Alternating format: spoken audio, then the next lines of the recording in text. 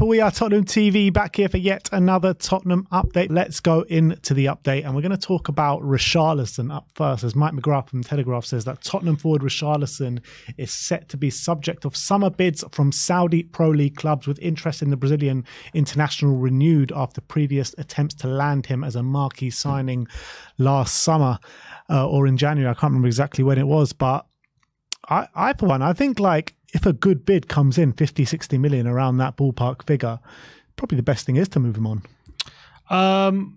I think how he's performed since December has really changed my outlook on Richarlison, and I think if he is happy at Spurs and we're kind of, Ange likes him and is happy to keep him, I wouldn't be desperate to sell him. I think obviously if a monstrous bid comes in, you'd have to seriously consider it. We paid 50 million plus the 10 million add-ons. If we could get our money back for him, I guess depends how Richarlison is feeling. If he's like super motivated to stay and he's really happy here, I'm happy to keep him on, even if it just meant just getting our money back. If we're getting a profit on him, then I think it's a different conversation. I think I'd be more open to selling him. But I think you see at the moment in the Premier League, strikers who score goals is hard to come by, and we have at the moment he is scoring goals and he is playing well and he's really developing that side of his game. You got to remember he's a starting striker for Brazil for a reason, so I wouldn't just sell him easily. But I do think I think in January I was at a different phase. I was like, okay, if we get our money back or even a loss, probably just get rid of him, because I don't know if he's going to turn it around. But he has turned it around now, performing at a good level. So I think Spurs would have to make a bit of money on him to consider selling him now.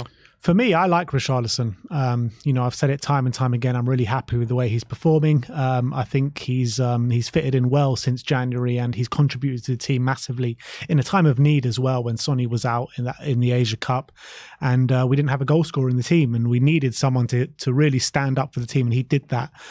But having said that, if we can get our money back, I just think there are better strikers out there, probably younger, up-and-coming strikers that can probably suit the system just a little bit better than Richarlison.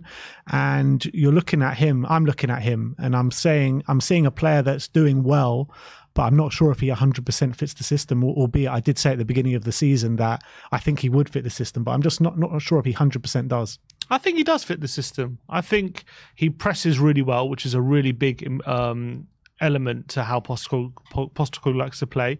I think as a number 9, I don't see any reason why he doesn't fit the system. I think when you put him out wide, he doesn't. But I think as a 9, I don't see any reason why, as a profile-wise, he doesn't fit what Postecoglou wants from his number 9. I do think he's the right profile. It's the link-up play for me. Like, he doesn't have that link-up play, nowhere near the link-up play that like a Heung-min Son has. And when Sonny does come out the team, or when Sonny goes on the left, you can see the creativity up top isn't as good as when Sonny has in the number. I know no one's going to be as good as Sonny, and it's going to be hard to get someone of that level. But I just feel like Richarlison's link-up play is actually literally nowhere near.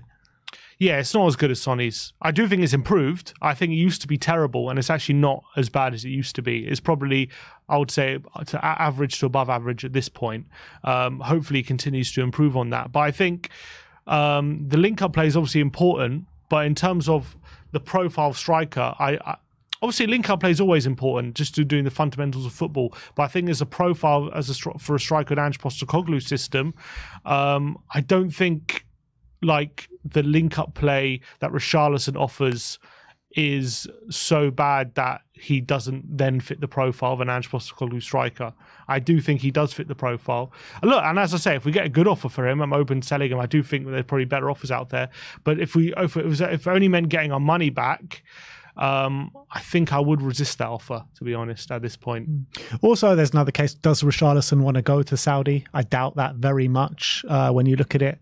And look, as much as I've said what I've said, I'm still very much happy to keep Richarlison on for next season. I am very happy with him. I just feel like we could get someone better, potentially more of a bit of a target man as well, to change it up a little bit when we are up against the cosh in the last 10-15 minutes. And I know Richarlison is good in the air, but I feel like to get someone even better than that, maybe like a Santiago Jimenez, I look at that and look at it as a big upgrade of Richarlison. Well, I mean, yeah, he looks good now, but there's no guarantees. You know, in the Premier League, he'll be good, and we know Richarlison can play there. So look, I get that, and I like Jimenez a lot, but I'm just saying, unless we're getting a really good offer, I don't think I'd sell him at this point. I think money back is a really good offer. 50 million for someone of what Richarlison has showed, I think is great money. Okay.